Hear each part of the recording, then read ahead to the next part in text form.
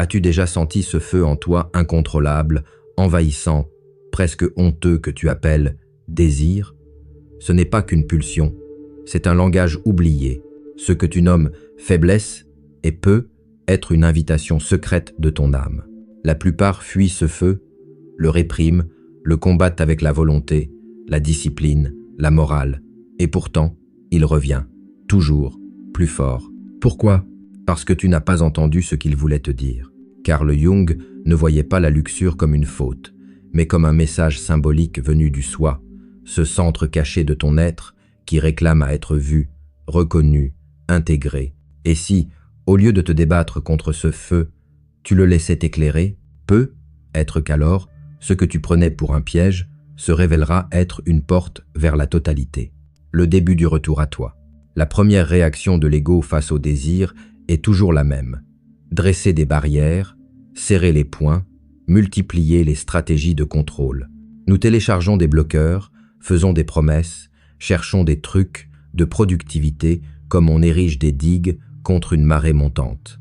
Mais plus nous nous raidissons, plus la vague gagne en puissance. C'est la grande méprise. Croire que le problème vient d'un excès d'énergie alors qu'il vient d'un déficit de compréhension.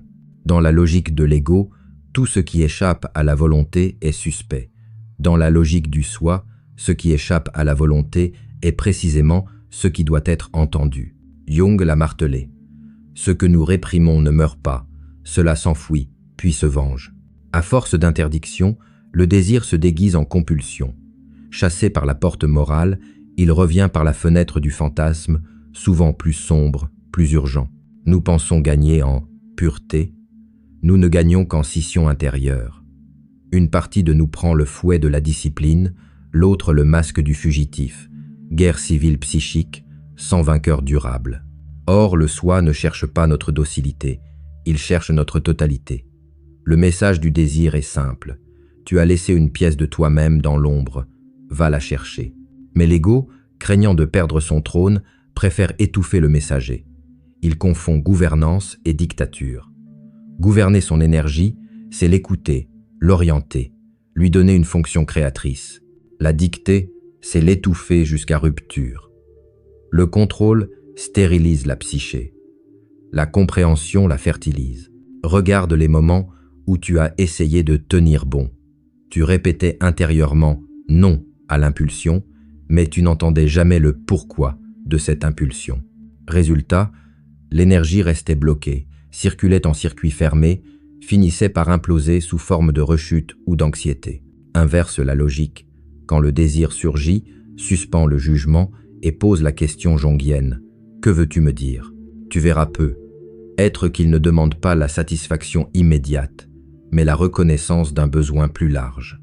Intimité, créativité, spontanéité, jeu, spiritualité. Comprendre, c'est déjà transformer. Car une énergie admise cesse d'être rebelle, elle devient disponible. Ainsi commence le passage du combat au dialogue, du contrôle à l'intégration, prélude nécessaire à toute véritable transmutation. Le malentendu le plus tenace consiste à croire que la pulsion naît uniquement dans la chair, que le corps, tel un animal capricieux, impose à l'esprit ses exigences. Mais si l'on gratte la surface, on découvre une vérité inversée. Le corps ne fait qu'exprimer, dans son langage instinctif, un cri bien plus profond qui vient de l'âme. Chaque battement de cœur accéléré, chaque image obsédante, chaque montée d'adrénaline n'est qu'une sirène lumineuse signalant un gouffre silencieux, là où des besoins essentiels demeurent sans écho. Nous vivons à une époque qui médicalise le moindre frisson. On parle de dopamine, de circuits de récompense, de conditionnements ancestraux. Ces explications biologiques sont exactes mais incomplètes. Elles décrivent le câble, jamais le courant qui le traverse. Jung nous rappelle que la psyché cherche toujours la complétude. Lorsque l'âme perçoit qu'un pan entier de notre humanité est nié le jeu, la tendresse, la créativité, la communion avec le mystérieux, elle délègue son message au corps, parce que celui-ci, au contraire de notre mental rationnel, ne sait pas mentir. Un soir, tu t'étonnes d'être happé par des vidéos sans fin. Ce n'est pas un appétit de chair, mais un manque d'intimité symbolique. Un autre jour, tu multiplies les conquêtes. Ce n'est pas la quête d'une jouissance brute, c'est la recherche désespérée de reconnaissance et d'émerveillement que tu ne t'offres pas toi-même. Le désir charnel est l'enveloppe. Le hurlement, c'est l'appel à l'unité intérieure. Tant que nous traitons la peau, nous laissons l'âme en fièvre. Les systèmes d'abstinence qui ignorent cette dimension finissent par assécher le cœur. On obtient un corps discipliné, mais une psyché famélique, avide du moindre étincellement.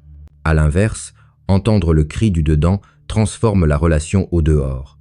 Nourrit ton besoin d'expression artistique, de jeu authentique, de silence contemplatif, et observe comment l'onde de choc atteint tes sens. L'urgence sexuelle se fait murmure, puis mélodie, puis énergie disponible pour autre chose. Le corps rend grâce quand l'âme est honorée. Il cesse de hurler parce que le message a enfin été reçu. Ainsi, le même feu qui brûlait tes résolutions devient lumière qui éclaire ta route. Entre la chair et l'esprit, la dualité se dissout. Ce n'était jamais une guerre, seulement un appel à la réconciliation. Lorsque Jung parle de l'anima inachevé, il ne décrit pas seulement un concept abstrait. Il dévoile la raison secrète pour laquelle tant d'hommes, même lucides, répètent sans fin le même scénario amoureux. Tu crois rencontrer une femme unique.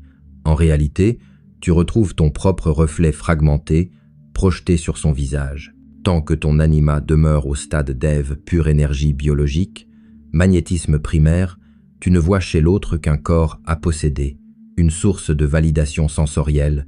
La fascination est alors hypnose. Ce n'est pas elle que tu poursuis, mais la part féminine de ton âme que tu as laissée à l'abandon. Le mécanisme est d'une précision alchimique.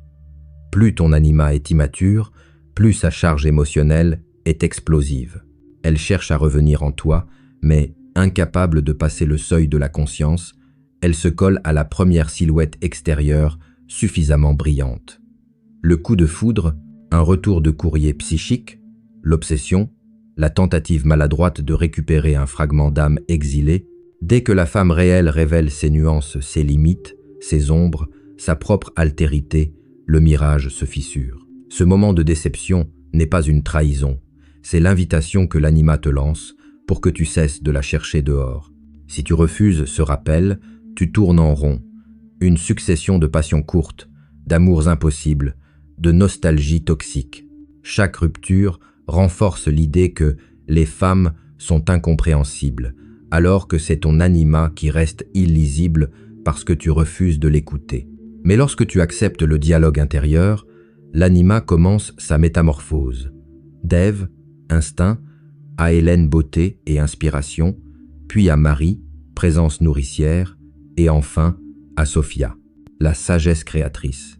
À chaque palier, la projection se retire un peu plus du monde extérieur pour s'incarner en toi sous forme d'intuition, de sensibilité esthétique, de capacité relationnelle authentique. Concrètement, cela signifie cultiver tes facultés d'accueil, d'empathie, d'imagination, écrire, peindre, méditer, danser, non pour séduire, mais pour intégrer. L'imagination active devient ici pont vers l'intérieur. Invite la figure féminine de tes rêves, écoute sa voix, demande-lui ce qu'elle attend. Tu découvriras qu'elle ne réclame ni conquête ni idolâtrie, mais une place à côté de ton esprit rationnel, afin que tes choix s'équilibrent entre logique et sensibilité. Alors, le regard posé sur les femmes change radicalement. Elles cessent d'être des écrans pour tes manques, deviennent des personnes entières que tu peux enfin rencontrer sans dévorer. L'amour n'est plus quête d'un miroir, mais résonance entre deux êtres complets. Et la passion, loin de disparaître, gagne en profondeur. Feu maîtrisé qui éclaire au lieu de brûler. Ainsi s'accomplit la promesse jungienne. Intégrer l'anima, c'est enfin aimer quelqu'un autre que soi-même. Pour comprendre la métamorphose de l'anima, imagine un sentier intérieur sillonnant 4 archétypes successifs. Ève ouvre la marche. Elle est le choc sensoriel, l'odeur de la peau, la pulsion qui soulève la conscience comme une vague. À ce stade, le désir est myope. Il confond la faim avec la personne, l'adrénaline avec l'amour. Beaucoup d'hommes restent prisonniers de cette première caverne, fascinés par l'éclat des silhouettes projetées sur le mur. Chaque relation devient alors répétition d'un même réflexe. Posséder pour apaiser une tension qui, en vérité, ne vient pas de l'autre mais d'un vide intérieur non nommé. Puis surgit Hélène. Ici, la beauté n'est plus seulement un stimulus, elle devient inspiration. La femme est perçue comme muse, elle éveille le goût de créer, d'écrire, de conquérir des hauteurs esthétiques. Pourtant, si la conscience ne progresse pas, l'homme risque de confondre la muse avec la chair. Il exige de l'amante qu'elle demeure éternellement lumineuse, ignorant que cette lumière doit désormais être cultivée en lui. La déception d'Hélène annonce la nécessité d'un troisième visage. Marie arrive lorsque l'homme découvre que l'amour peut nourrir. Il apprend la tendresse, la patience, la capacité d'abriter la vulnérabilité de l'autre sans la dévorer. L'anima devient alors médiatrice de sens. Elle l'initie au service, à l'écoute, à la dimension spirituelle de la relation. Mais tant que Marie reste idéalisée, l'homme risque de basculer dans la dépendance dévote, cherchant une mère plutôt qu'une compagne. C'est ici que le voyage exige l'ultime passage, transformer l'idéal en présence intérieure. Entrer dans Sophia, c'est intégrer la sagesse créatrice. Le féminin n'est plus projeté, ni même simplement accueilli. Il dialogue. Sophia est la voix intérieure qui conjugue intuition et discernement, qui fait place à la nuance plutôt qu'à la fusion. Quand cette sagesse est atteinte, la passion cesse d'être maladroite. Elle devient énergie équilibrée, capable de discerner quand embraser et quand apaiser. L'homme n'a plus besoin d'une femme pour sentir la beauté, la douceur ou la guidance. Il les porte déjà. Ainsi, libéré de la quête compulsive, il peut aimer librement, sans attente de complétude extérieure. Sur ce parcours, chaque étape reste accessible en mémoire. Ève ne disparaît pas, Hélène ne s'éteint pas, Marie ne se renie pas. Elles se réorganisent autour de Sophia, comme les couleurs d'un vitrail autour d'un centre de lumière. La passion originelle n'est donc pas détruite, elle est transfigurée. Et l'homme qui parcourt ce chemin découvre que la sagesse aimante n'est rien d'autre que la passion initiale devenue consciente, offerte désormais au monde sous forme de créativité, de présence et de compassion authentique. S'asseoir en silence, fermer les yeux, et plutôt que de chasser l'image brûlante, l'inviter à prendre forme. Voilà le geste décisif que Jung appelait imagination active.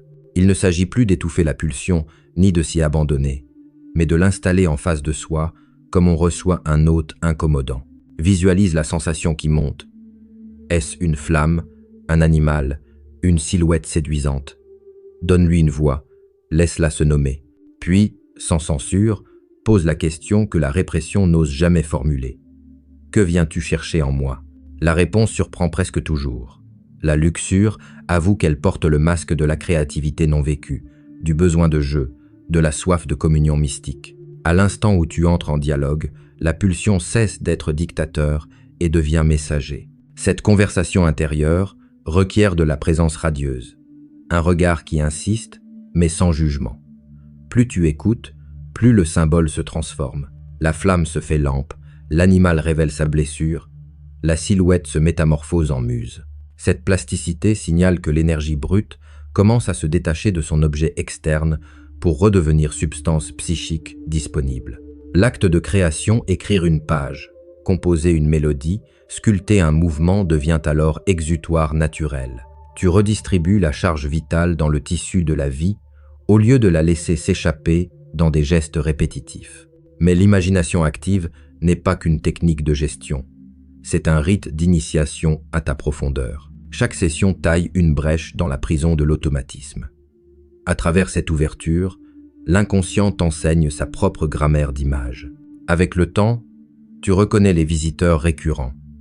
La petite fille joueuse qui réclame la spontanéité, le vieux sage qui rappelle la limite, l'ombre qui exige la vérité brute. Tu découvres que la luxure n'était qu'un couloir dans un palais beaucoup plus vaste, un passage obligé vers des pièces où se cache l'audace artistique, la tendresse inconnue, la sagesse sensuelle. Pratiquée régulièrement, cette alchimie intérieure modifie ton rapport au monde concret. Tu n'abordes plus une femme, une œuvre, un repas avec l'appétit pressé de combler un manque, mais avec la curiosité d'entrer en conversation symbolique. Que m'invites-tu à réveiller? La pulsation demeure preuve que tu es vivant, mais elle bat désormais au rythme d'un orchestre intérieur accordé. Tu n'es plus l'esclave d'un tambour unique. Tu deviens le chef d'une symphonie où chaque instrument, même le plus primal, joue pour la beauté du tout.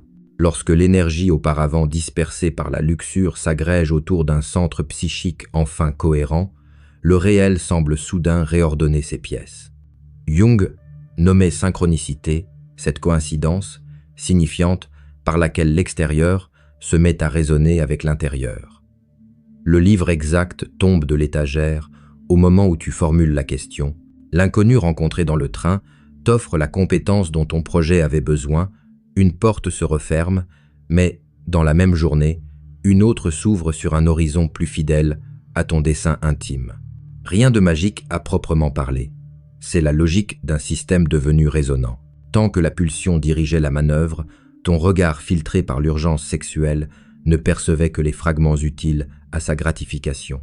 La conscience tournait en circuit fermé, incapable de voir les nuances que la vie diffuse à chaque instant. En intégrant anima et désir, tu élargis le spectre de perception. Les signaux subtils se regarent, cette phrase, ce frisson corporel, cesse d'être du bruit pour devenir indication précise. Tes décisions se simplifient. Ce qui auparavant relevait du calcul angoissé bascule dans une intuition calme, comme si le chemin se dessinait sous tes pas. Cette fluidité ne se conquiert ni par la force, ni par la pensée positive. Elle naît du dialogue intérieur entrepris à l'étape précédente. En accueillant la pulsation, tu as abaissé le mur entre conscient et inconscient. Les contenus jusque-là bannis participent désormais à la prise de décision. L'ego n'est plus seul à gouverner. Il coopère avec des forces symboliques plus vastes. Le résultat se lit dans le monde objectif, qui t'apparaît moins comme un champ de bataille que comme une toile interactive. Tu ne contrôles pas les événements, mais tu perçois leur pertinence, et tu y réponds avec l'exacte dose d'action ou de retrait. Il est tentant de confondre ce phénomène avec la chance. Pourtant, observe. Les synchronicités se multiplient, surtout quand tu demeures fidèle à ta cohérence profonde. Dès que tu rechutes dans l'ancienne dispersion quête de stimuli faciles, mensonges à toi-même, les coïncidences perdent leur clarté, l'itinéraire se brouille. La vie n'est pas capricieuse, elle reflète simplement ton niveau d'unité. Cultiver cette harmonie exige une hygiène de présence. Rêverie consciente le matin, écriture symbolique le soir, période régulière de silence pour laisser l'inconscient faire affleurer ses orientations. Chaque fois qu'une coïncidence t'émerveille, remercie-la non comme un miracle, mais comme le miroir poli de ton propre alignement. Ainsi, tu passes du sentiment d'être ballotté par l'existence à celui d'avancer dans un dialogue ininterrompu avec elle, un dialogue où l'univers ne te flatte pas, mais te parle la langue exacte de ta propre vérité. Quand le tumulte des pulsions cesse de détourner ton énergie, quelque chose d'inattendu émerge, une force tranquille qui n'a plus besoin de se prouver.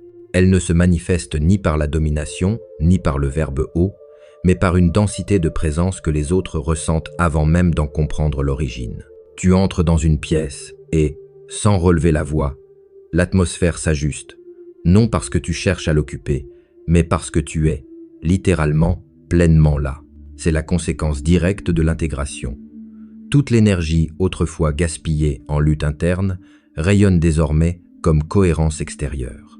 Cette puissance calme fonctionne à rebours des modèles sociaux de leadership fondés sur l'occupation de l'espace. Elle ne touche pas l'autre par contrainte, mais par résonance. Face à quelqu'un qui incarne son axe intérieur, les masques tombent. La superficialité paraît soudain fatigante. L'authenticité devient contagieuse. Ainsi, sans prosélytisme, tu invites l'entourage à descendre d'un étage, à habiter leur propre profondeur. Tes paroles portent plus loin précisément parce qu'elles ne visent plus à convaincre. Elles expriment une expérience vécue, indiscutable, qui agit comme un champ magnétique subtil. Sur le plan concret, cette influence se traduit par des négociations qui s'adoucissent, des conflits qui perdent leur venin, des collaborations qui naissent spontanément.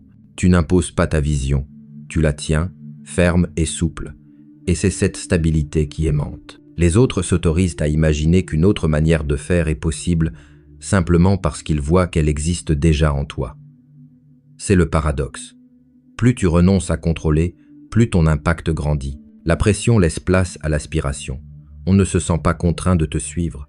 On a envie de marcher dans une direction similaire. À ce stade, la séduction, qu'elle soit charnelle ou intellectuelle, cesse d'être stratégie. Elle devient rayonnement organique. Tu peux apprécier le contact, mais il ne t'engloutit plus. Tu peux inspirer, sans orchestrer. Et si l'on te demande quelle technique tu utilises, tu n'as rien à enseigner sinon ceci. Réunis tes fragments et ta simple présence fera le travail que tes mots ne pourront jamais accomplir. La dernière mue de cette alchimie ne se joue plus dans le secret de la psyché. Elle s'accomplit dans le monde, là où ton énergie transformée réclame désormais un corps d'action. Jusque-là, tu apprenais à recueillir la force dispersée, à la clarifier, à la faire rayonner silencieusement. Mais une énergie qui ne se canalise pas s'épaissit, tourne en boucle et finit par se corrompre. Le désir pacifié cherche donc son exutoire le plus noble. La vocation, non pas un métier choisi pour satisfaire l'ego, mais l'activité par laquelle ton axe intérieur prend forme concrète. Comment la reconnaître? Elle porte 3 sceaux. D'abord, la nécessité intérieure. Tu n'as plus le sentiment de faire un choix de carrière. Tu réponds à une injonction intime qui résonne comme une évidence. Ensuite, la cohérence énergétique. Les heures de travail ne t'épuisent pas. Elles recyclent la puissance jadis perdue en compulsion. Enfin, le service symbolique. Ton œuvre n'est pas une simple production utilitaire. Elle devient pont entre ta singularité et un besoin collectif encore flou qu'elle aide à nommer. Ainsi, l'artiste qui transmute son ancienne quête de stimulation visuelle en tableau chargé d'âme, le thérapeute qui convertit son instinct de fusion en écoute transformatrice, l'entrepreneur qui canalise sa pulsion de conquête vers une innovation qui élève rather than exploite, tous prolongent, dans la matière, le dialogue commencé avec l'inconscient. Cette vocation t'oblige à rester fidèle à l'intégration. Chaque fois que la peur, l'orgueil ou la recherche de validation menacent de reprendre les commandes, les anciens miroirs se brouillent, les synchronicités se taisent et l'effort redevient lourd. Inversement, lorsque tu avances depuis le centre, les ressources semblent se placer d'elles-mêmes, comme si l'univers, ayant reconnu ta note juste, orchestrait les instruments autour de ta mélodie. La vocation n'est donc pas un couronnement égotique, mais une collaboration permanente entre la profondeur trouvée et le monde qui attend d'en recevoir la musique. Lorsque la guerre civile que tu menais contre tes propres pulsions s'achève, rien d'extérieur ne change et pourtant tout bascule. Les mêmes rues, les mêmes visages, les mêmes épreuves demeurent, mais ton regard n'est plus fragmenté. Il traverse la surface et rencontre la trame invisible qui relie chaque événement à ta cohérence retrouvée. Ce que tu appelais jadis hasard se révèle être un langage. L'univers ne travaille pas pour toi, il travaille avec toi, car tu es enfin devenu un interlocuteur fiable. Le rendez-vous manqué se transforme en heure libérée pour une idée neuve. La porte close indique le couloir exact où ta créativité sera accueillie. Tu n'exiges plus, tu discernes. Cette alliance n'est ni béatitude ni magie. C'est l'effet mécanique d'un esprit rassemblé. L'énergie cessant de se perdre en résistances internes se redéploie dans l'attention, la persévérance, l'intuition juste. Les obstacles subsistent, mais ils ne te trouvent plus vulnérable. Ils te sollicitent comme l'enclume sollicite le métal pour donner forme à ce que tu es venu incarner. Et plus tu réponds depuis cet axe, plus le monde calibre ses réponses à la hauteur de ta vérité. Alors, la question n'est plus « comment obtenir ce que je veux ?» mais « comment rester assez unifié pour reconnaître, dans ce qui advient, le prochain pas de ma vocation ?» Là commence la véritable liberté, celle d'un être que rien ne distrait de lui-même et que rien ne sépare de la vasteté qui l'entoure.